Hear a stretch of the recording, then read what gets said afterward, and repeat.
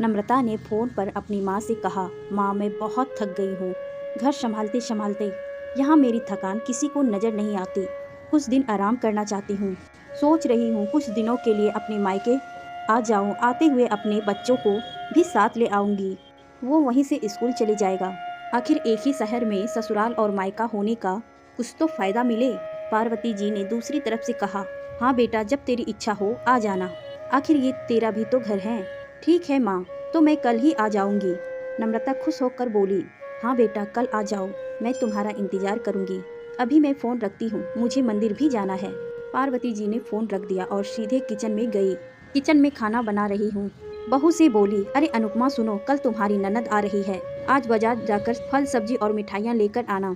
बेचारी मेरी बेटी ससुराल में नौकरों की तरह काम करती है और उस पर कोई ध्यान नहीं देता। यहाँ आएगी तो कुछ दिन रहेगी, उसका मन और तबीयत अच्छी हो जाएगी।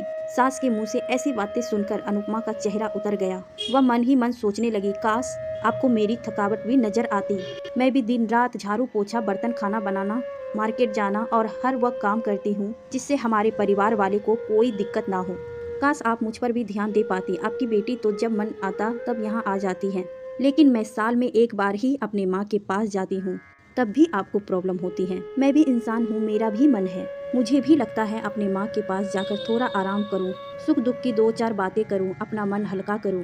भगवान अब तुम ही कुछ करो ताकि मेरी सास की आंखें खुले और उसे मेरी थकावट भी नजर आए। शाम तक भगवान ने जैसे अनुपमा की सुन ली और उसकी ननद का फोन आया।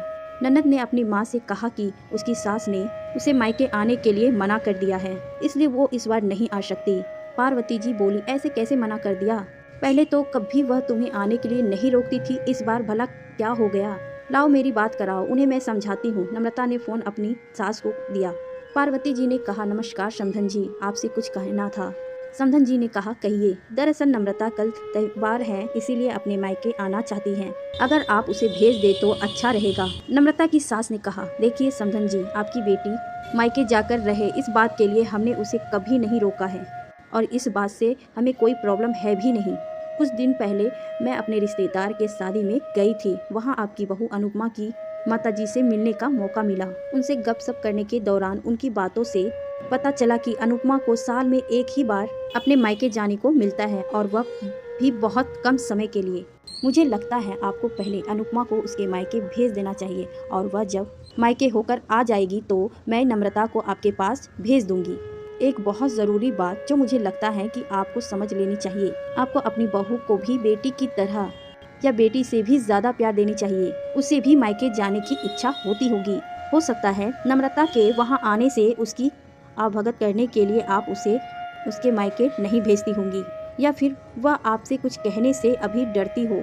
अगर आप उसको घर में कैद रखेंगी तो एक दिन ऐसा आएगा जब वह आपके खिलाफ बोलेंगे, फिर वह आपकी सुनेगी भी नहीं और जब जाएगी तब अपने मायके जाएगी। ऐसी परिस्थिति में आए, इससे इच्छा है कि आप ही कुछ बदलाव अमल में ले आए, जिससे आपका रिश्ता और रिश्ते की मिठास खराब ना हो। पार्वती जी को अपने समधन के हर एक शब्द में सच्चाई नजर आई। उन्हें महसूस हुआ कि उन्होंने अपनी बेटी के प्यार में अंधे होकर कभी भी अपनी बहू के मन का विचार नहीं किया। उन्होंने हमेशा ही अपनी बेटी को अपने बहू से ऊपर रखा। दूसरी तरफ नम्रता भी अपनी भाभी के बारे में सोच रही थी, इस बातचीत को सुन रही थी। उसने भी रियलाइज किया कि वह कभी भी अपनी भाभी के साथ ठीक से बात नहीं करती और जब जब वह अपने मायके जाती है तो भाभी थोड़ी उदास रहती हैं। पार्वती जी ने अपनी बहू को बुलाया और उसे कहा कि अनुपमा कुछ दिनों के लिए नम्रता नहीं आने वाली है, इसलिए पहले तुम अपने मायके होकर आओ। यह सुनते ही अनुपमा का चेहरा खिल गया, क्योंकि यह पहली बार था जब उसकी सास ने सामने से उसे अपने मायके जाने के लिए कहा था।